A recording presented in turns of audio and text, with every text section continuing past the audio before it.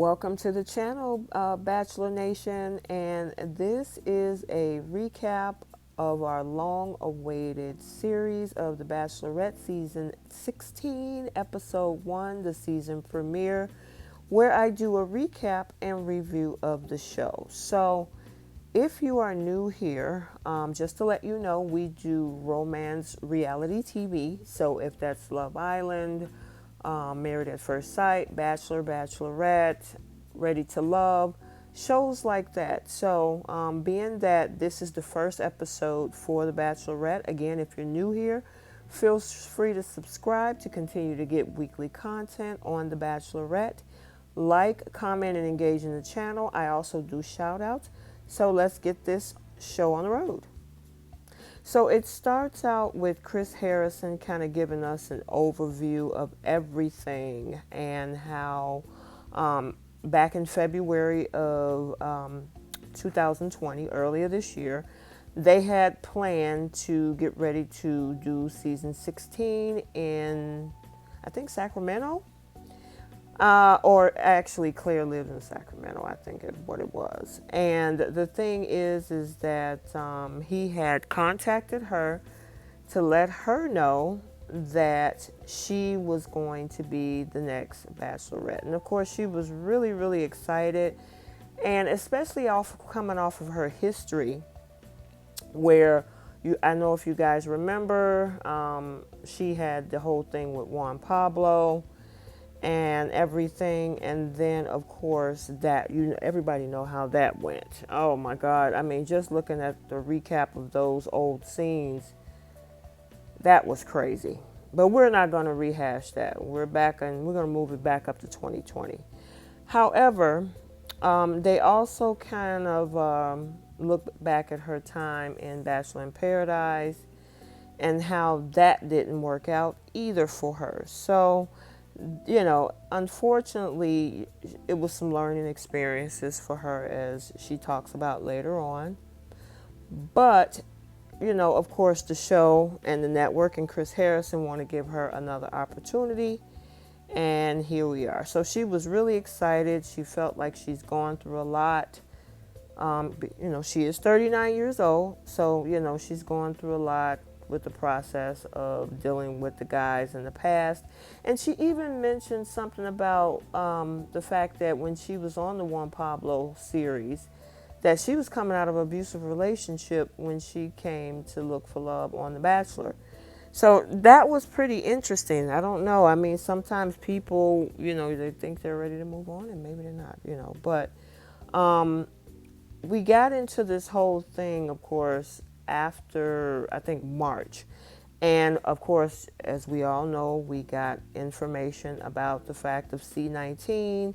And of course, for the state of California, they had to shelter in place or quarantine. And of course, she was going crazy. And she thought, just like everybody else, we were all up in arms about what to do and what's going to happen next. And how long is this going to last, So, and I think that happened in April, actually. So just like everybody else, she had to find things to do around the house. I think even myself, I learned cooking and trying new recipes and working out at home. And, I mean, that's some of the stuff that we had to contend with the pandemic, and she did as well. So she also thought that her opportunity for love was just put on hold, because we didn't know what the situation was going to be. And then she had some conversation about her mom being in a facility because she has Alzheimer's and dementia. However, Chris did contact her to let her know that in a few days they were going to restart the filming of The Bachelorette, and that they were going to do it in La Quinta, California. However, there's a series of tests, of course, that she had to go through because they wanted to make sure that she was negative for C-19. And she was going kind of stir crazy, wondering, am I negative? Am I positive? I mean, it was a scary time. You guys, I know you honestly, we all went through it. So we know exactly how that went. But he contacted her. Chris Harrison showed up at her door to let her know, that she was negative and that she is 100% clear and free now to meet, her future husband. So, she's excited. And basically what they were going to do is it looked like put everything in a bubble and they sat down and, had some conversation and, Chris kind of gave us an idea of everything that was going to happen, even with the guys, because it was 31 guys total. And so they also had to go through vigorous testing, to make sure that, they were also negative as well. And they even showed, I think, one of the guys, I think it was easy. If I'm not quite sure, it was easy. Taking the test and oh my God, I think, and if you guys, let me know if you've ever taken the test. I have not. But from what I understand at that time period, and I don't know if things have changed over the last 10 months or so, but that long Q-tip sticking it up your nose, and thank God they didn't show it, but you can tell it was a struggle for him and for the other guys that was taking, the C19 test. And so, they were also, after the test, of course, they had to sit back and they had to also wait for their results to come back, and stay quarantined because nobody knew what was what. And of course, they got the great news that they were also free and clear, and they came up negative as well. So now let's meet the guys. And before we do that, Chris and Claire have a conversation, and he was saying how, he's here for her and that she wants to meet somebody that is also, here for her and excited, that has depth, that want to talk about everything, that, she want to be able to challenge them. And again, she had mentioned, before she came on to the Juan Pablo season, she came out of an abusive relationship and she was proud to try again. She put herself through a lot of work, a lot of therapy, and, her dad set an example of what she needs to look for in a husband. There's a DVD also that she was referring to that has not been seen yet, and I think she plans to watch it when she chooses a husband. And she said by showing up, you win, and so she want to be able to walk into the sunset with the man of her dreams. So, I mean, I'm hoping that this is going to be a great season for her. I know as we get deeper into this particular episode, we're going to come up on a little bit of drama. But, I really hope that, this is an experience that comes out positive for Claire, because she obviously has been through some situations where she wasn't able to find the person that was her soulmate or the love of her life or her future husband, or a husband, I should say. So, we shall see. So now we are at the point where, Chris is letting her know that it's time to meet the guys. And we're also going to meet the guys. And you know what? You guys tell me which one is your favorite, who you think got potential, who you think you might like. And let's get started. So our first guy is Ben, who's an Army Ranger. He's 30. He's kind of cute. Our next guy is Riley. He's an attorney, and he's like, he's 30, and he was talking about he's guilty as charged for liking and being interested in her. Then we have Zach, who's an addiction specialist. He's 36. Then we got Jordan M., who is a cybersecurity person, and he is also 30. He's a tall guy, too. Okay, and then we have Jason, who is a ex-football lineman. He's the one with the big belly. He's trying to imitate her when she came on the show with a pregnant belly, and he's 31. And then we got Ivan, who's 28. He's an aeronautic engineer. And our next guy is Kenny. He is from Chicago, a boy band manager who loves dogs. He's 39. Then we got Brendan the Roofer. He's 30. He's a cute, I love his smile. And then we have Mike, who is a digital advertiser, and he's 38. And he bought her a little gift too. We have Jeremy, who's 40 years old, who's a banker.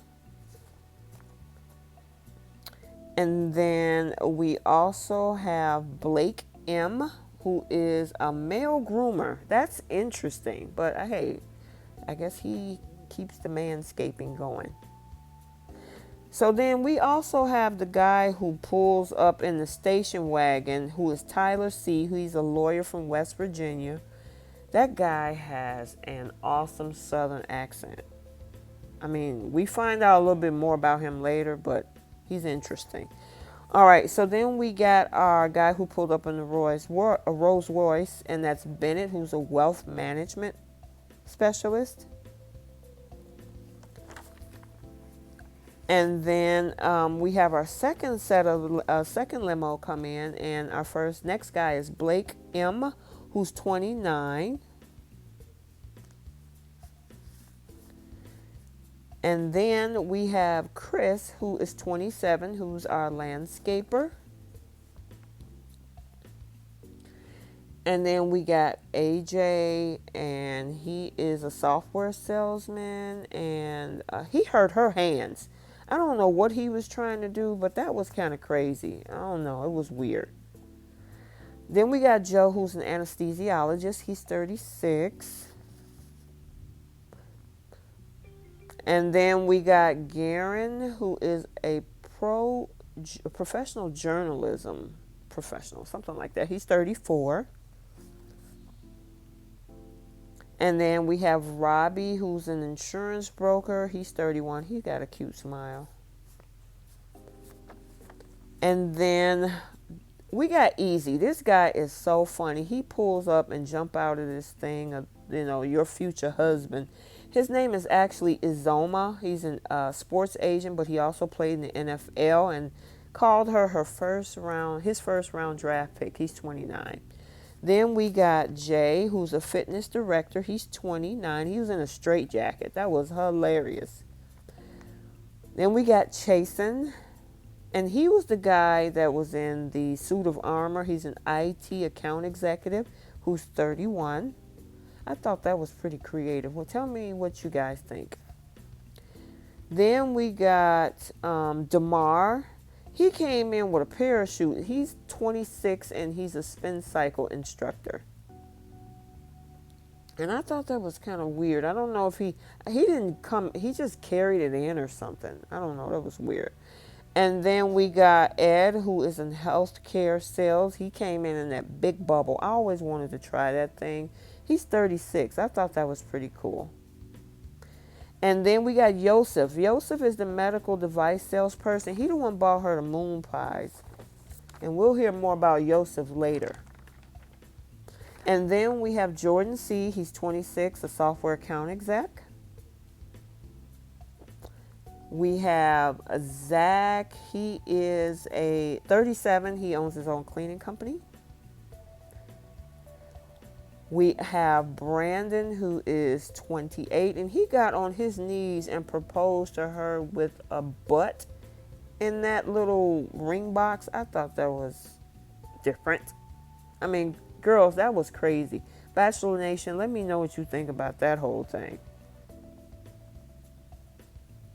And then Brandon, he is 28. He's in real estate. Oh, his smile is absolutely gorgeous. And then we have the infamous Dale. Dale is an ex-professional football player. He is 31. Now, let's kind of concentrate on Dale a little bit, because whatever energy he brought to Claire, she was definitely attracted to it. I mean, she was saying that everything went dark around her, and this is the guy that she felt that was her husband.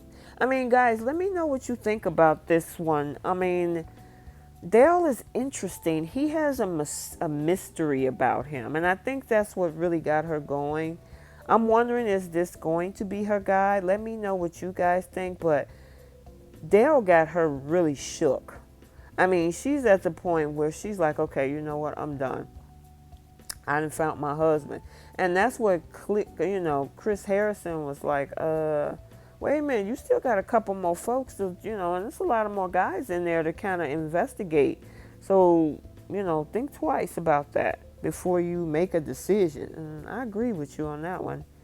So then we have Paige, who's a chef, who's 37. And then last but not least, we got Tyler S., who is a music manager. But yeah, Claire thinks that she has definitely found her one true husband. It remains to be seen. Like it's going to be a pretty good season, but it's a total of 31 guys. And so this is where she starts to have a couple one-on-ones. And, I don't, honestly, with the one-on-ones that she did have, I didn't really see any connections. I saw kind of like friend zone energy. She did have a fun conversation with Izoma. I love his name. I know that he said his name is Easy, but Izama that's pretty. I like that. But Easy, as we all know him as, she had a pretty good conversation with him. But her conversation really deepened when she's had a one-on-one with Dale. It's affirmed to her that Dale is her future husband. She said it feels so natural.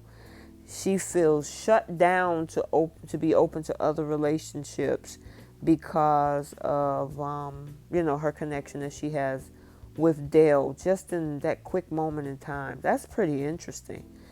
And then they started talking about, she started talking about her mom, and he started talking about his sister and the underlying issues that, they have in regards to illnesses. So they connected there. But I don't know yet. It's just, I need to see more of Dale. I mean, whatever it is she's feeling, she gets to feel what she wants to feel. She even brought her dogs on set too, guys. I thought that was pretty interesting. I don't think I remember another season where they had their pets on, on the grounds with them. So let me know in the comments if you actually have seen that yourself. But yeah, she had a little one-on-one with Joe. They did origami, it was something he set up about the Bachelor mansion and the people in it. That was kind of interesting. But she had a pretty good time with some of them. The only person I really see a connection with right now, and that's just because of how she's feeling, is Dale. But, that's going to remain to be seen. But everybody else is pretty surface level right now, So, and I mean, she got out there with the guy with, I think it was Jason. And she really had a great conversation with him, talking about how they like the outdoors. And I don't know if that was, he seemed insincere to me, because at first he was like, I like staying home and watching movies. And then next thing when she said, I'm an outdoor climb trees type of person. Oh yeah, I do that too. You got to look out for people to try to mirror you, because you're basically saying that person is telling you exactly what they think you want to hear. So now there's the first impression rose, and he put that on the table, and of course everybody is looking out for that, But then there is a sit-down conversation that Claire has with Yosef, and he's a father, and he was talking about, being there for his daughter, and the fact that what makes him a great man is that he can be a great father. But in the meantime, you got Tyler C., who recognizes him, and says that, I got the goods on him. I know some stuff about him, and I don't know if he's here for the right reasons because, and of course they asked him, like, okay, what's going on? And he said, well, I have this friend at home who she says that Yosef is in her DMs and sending her messages like, good morning, beautiful, and all this. And, I'm going to have to talk to this dude. And I'm like, oh my God, dude, you started stuff already. You don't even know what that is yet. And I honestly, I don't know. So he pulled Yosef to the side to ask him. And of course, the guys are looking like, oh crap, what the heck is going on? And so, Tyler C told him, hey, I'm back in Morgantown. I know some folks that and they're telling me that, you need to watch your guys there because they're in my DMs and I need to find out if you're here for the right reasons. And, you can't be over here talking to other girls and then try to talk to Claire. So, of course, instead of letting this build up, which I think is an awesome thing, Yosef decided to go and talk to Claire and say, you know what? Tyler C is saying things about me that, somebody is telling him. I've been talking to other girls and sending them messages, and I just want to give you the heads up. And Claire went out there looking for Tyler C. She caught up with him because she was like, she told Yosef, you sit tight. We're going to get to the bottom of this. And she did. She pulled, this is one of the things that I haven't seen in situations in other Bachelor and Bachelorette seasons. Usually you got the Bachelor and Bachelorette talking to one person, and then they go separately talking to the other person. Claire was mature enough to bring everybody to the table. I am loving that. And she was pretty much like, okay, you need to hash this out. Now, here's my perspective on Yosef. He was talking in circles. He didn't give any definitive answers. He tried to play it off. He never confirmed or disconfirmed. All he said, I don't know what you're talking about, and I'm here for the right reasons, and my daughter, and, and Tyler C is looking at him like, yeah, dude, okay, but you didn't give a clear answer. And he didn't. I mean, guys, let me know what you think in the comments. Do you think that Yosef gave clear answers about what happened to that girl in the DMs? In the meantime, the guys are pissed off because while she's trying to figure that out and she realized that, it's taking time away from the other guys, they're mad because they're like, well, wait a minute. I need my time. So then it moves on to this next thing, which is not a big thing. Claire and Blake was having a conversation. And I guess during the time that she was going through stuff with her mom, Blake reached out to her and sent her a message, and, checking up on her and say, hoping you're doing okay, and kind of send her a message of positivity. And Claire told him, you broke the rules by reaching out to me while we were in quarantine.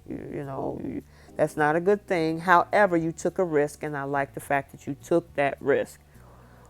Because at first he was looking scared, and she kind of, told him, yeah, you broke the rule, but I love the fact that you were able to take that risk and reach out to me. And of course, that made his day. And, I don't blame you. So, she gave her first impression rose to Mr. Dale.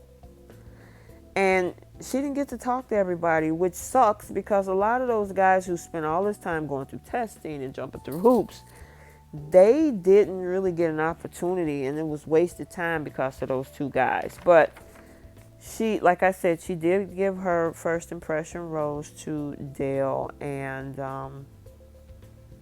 yeah, she's feeling this dude. I don't know yet. Again, there's a lot of mystery about him. So it's going to remain to be seen on what the deal is with Mr. Dale. So you guys, let me know what you think about Dale. All right, so we are finally at our first rose ceremony. And so the first guy that she picked is Blake. Second guy is Mr. Easy Izoma. Ben is our next guy.